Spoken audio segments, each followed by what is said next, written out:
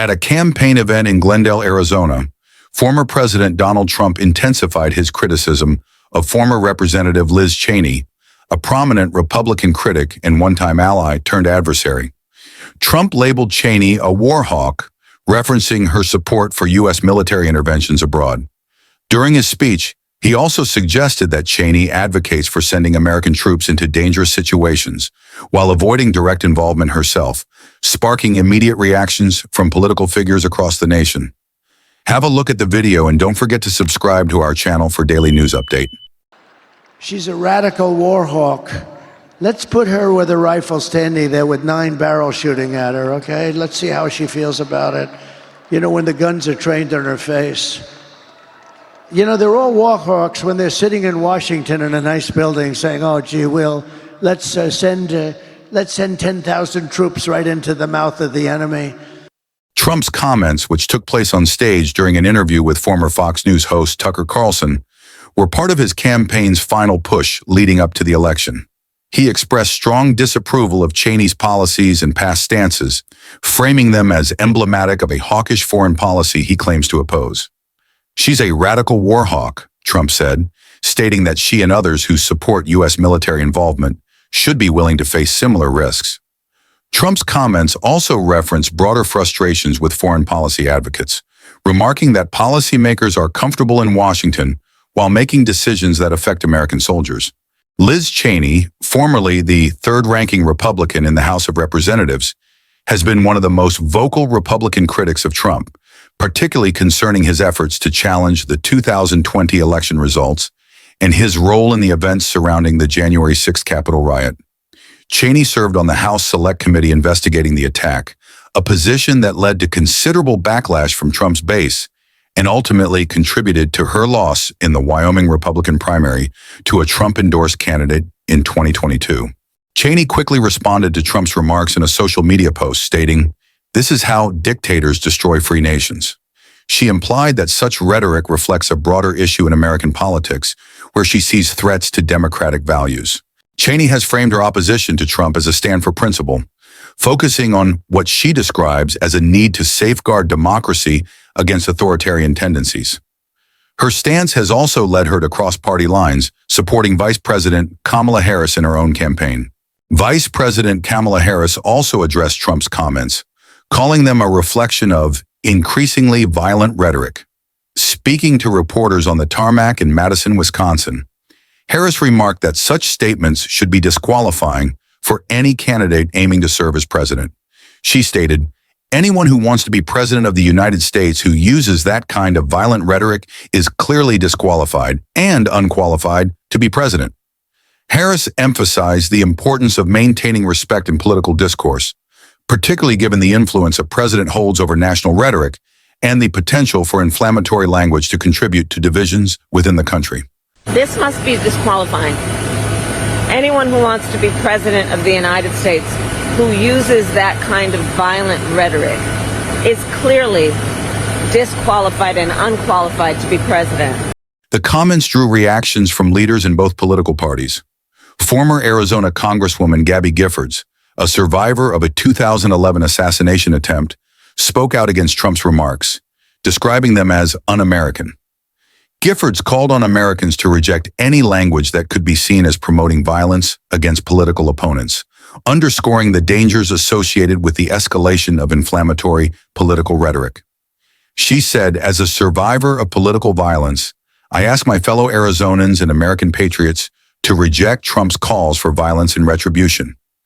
Giffords, who has become a prominent advocate for gun safety, linked her own experience to the potential risks posed by hostile political speech.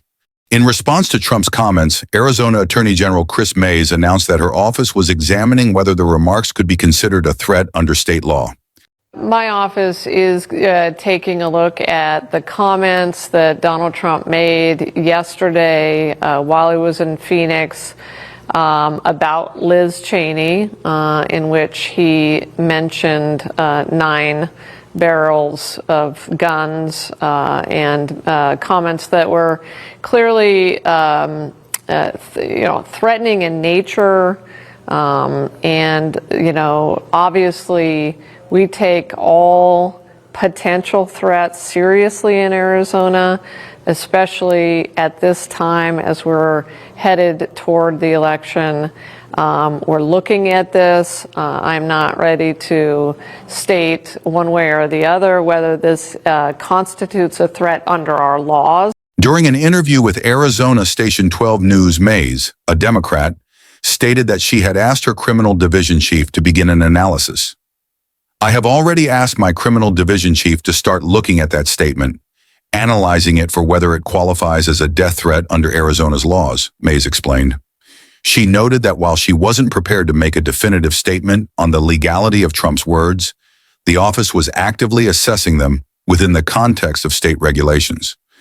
Mays expressed concern about the potential impact of such rhetoric on the electoral process and emphasized the importance of a peaceful environment at polling places. Following these events, the Trump campaign issued a statement defending the former president's comments, arguing that Trump's criticism was focused on Cheney's foreign policy positions and was not intended as a personal threat.